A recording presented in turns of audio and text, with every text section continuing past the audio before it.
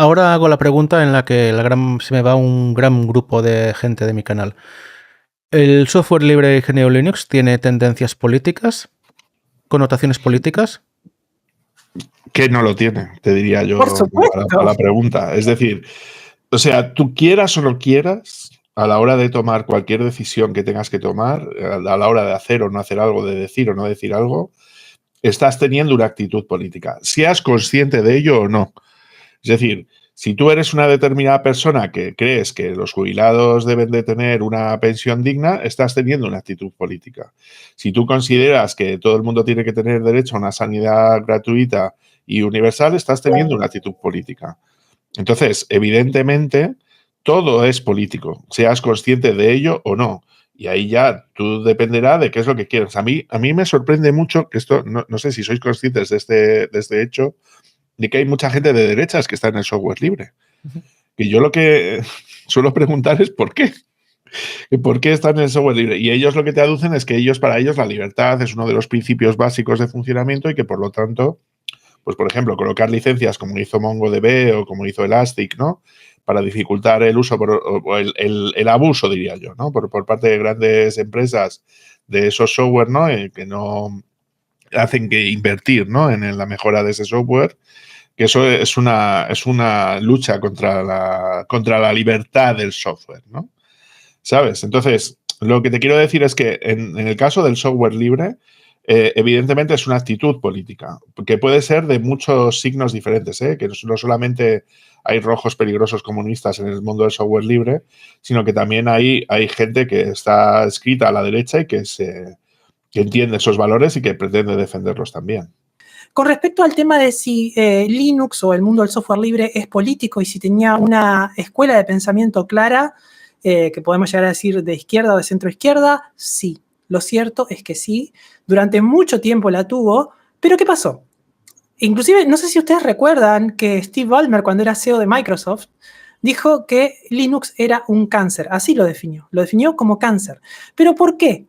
Porque estaba la ideología del software libre estaba compitiendo contra los elefantes grandes. ¿Qué sucedió? Que en estos últimos 15, 20 años el software libre se volvió muy redituable y cuando hay dinero en algún lado aparece la derecha porque quiere agarrarse su porción de la torta. Por eso ahora estamos viendo tanta gente de derecha en el mundo open source que antes no estaba. Pero es un fenómeno relativamente nuevo. Yo te puedo decir con total honestidad que yo estoy en esto desde el año 2000. Antes no era así. Y esto lo estoy empezando a ver ahora con gente muy jovencita en estos últimos 5 o 10 años. Y por poner un ejemplo, uno de los, bueno, más bien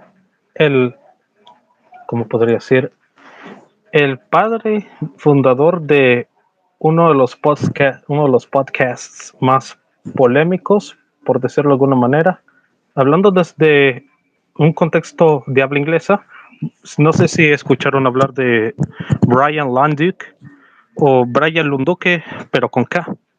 O es un tipo que se pone a hablar cosas de Linux, pero desde una visión más conservadora desde su manera de ver la vida. Y no sé si lo han escuchado. No. No. Aquí tenemos en España y en Valencia el ejemplo de Esteban González Pons, que es un reaccionario fascista, pero que ha hecho mucha difusión de lo que es el software libre. Y aquí en Valencia... ¿Puedo decirte que lo conozco en persona, Carles? Sí. Yo por fortuna no he tenido el gusto de conocerlo, aunque hemos sufrido su gobierno. Bueno, él no gobernaba, pero era conseller. Y él fue quien promulgó el uso y la creación de Jurex. Me imagino que tú podrías decirlo mejor incluso. A ver, yo simplemente por comentar. González Pons es un animal curioso dentro del Partido Popular aquí en España, porque tiene Va de liberal. una concepción muy liberal, ¿no? Por decirlo de alguna manera. Entonces, él lo vio como una posibilidad, su defensa del software libre lo vio como una posibilidad para poder ganar votos. Chimpún, ¿vale?